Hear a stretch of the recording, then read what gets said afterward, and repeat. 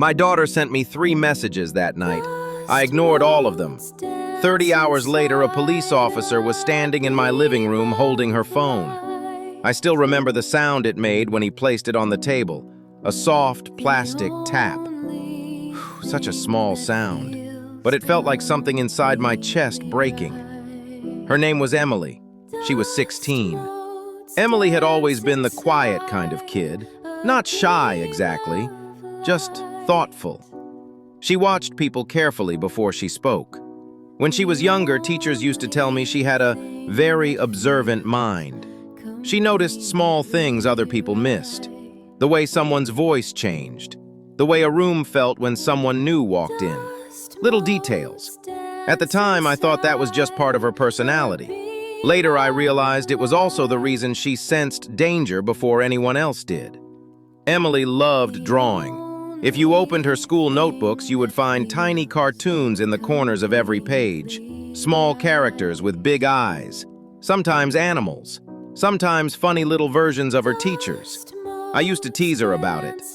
"You're supposed to be writing notes, not drawing comics." She would laugh.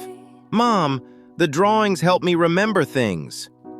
That Thursday started like any other workday for me. Busy, too busy.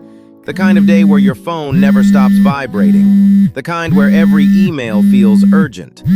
I work in project management for a construction company. Deadlines are everything. Delays cost money.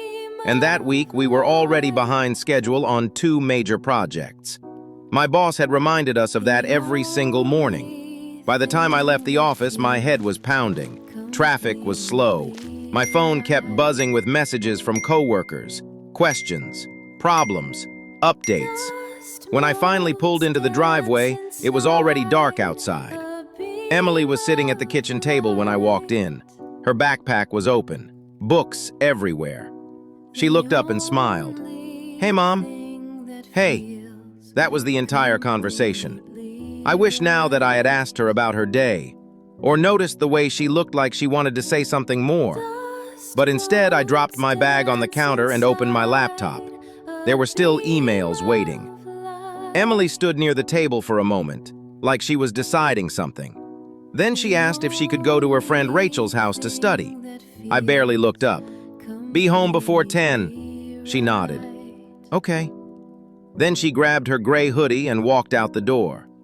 At 7:14 p.m., my phone buzzed. Emily. The message read, "Mom, Rachel's brother is driving us home later. Is that okay?" I saw it.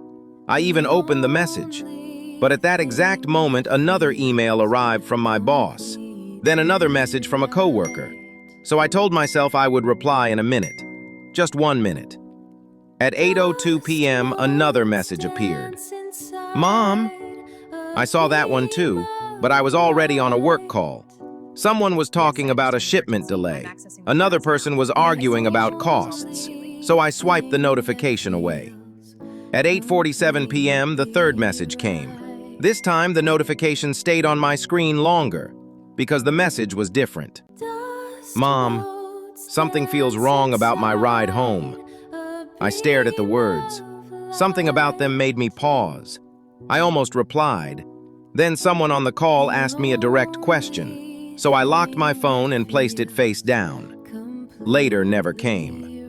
At 11:26 p.m., my phone rang. Unknown number. For a second, I thought about letting it go to voicemail.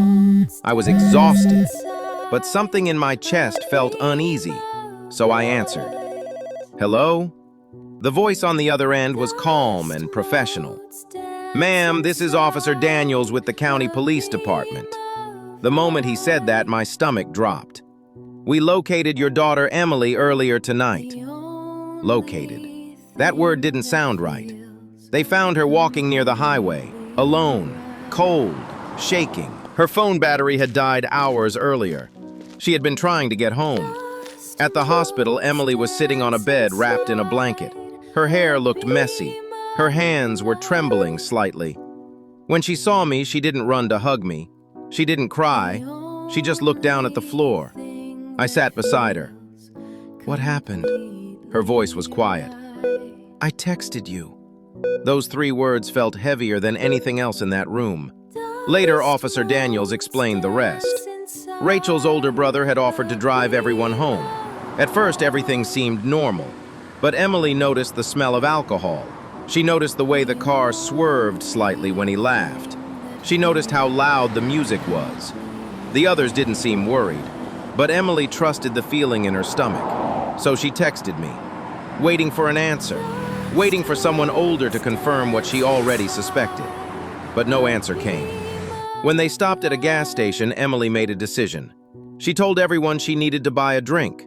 Then she stepped out of the car and didn't go back. Her phone battery was almost empty. She tried to call me. The phone shut off. So she started walking down a dark road, cars rushing past her, headlights flashing in the night. She walked for miles, looking for a place with lights, looking for someone safe.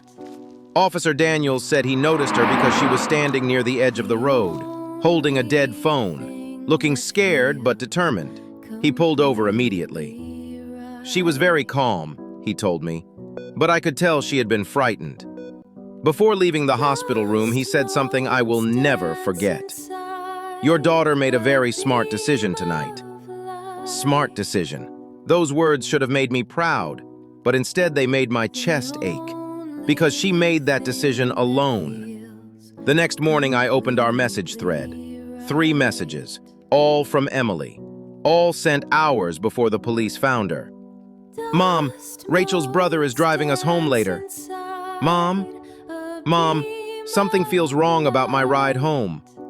I stared at them for a long time. Then I typed 2 words. I'm sorry. But I didn't send it. Because the truth is, I wasn't apologizing to Emily. I was apologizing to the moment I ignored. Emily recovered. Physically, she was fine, but something small between us changed. She stopped texting me little questions, stopped asking if something was okay, stopped waiting for answers. One night, I finally asked her why. She answered calmly, because I know you're busy. Not angry, not blaming, just accepting. Now, every night before I sleep, I check my phone. Not for work, not for emails, just messages. Because sometimes the most important message in your life is the one you almost ignore.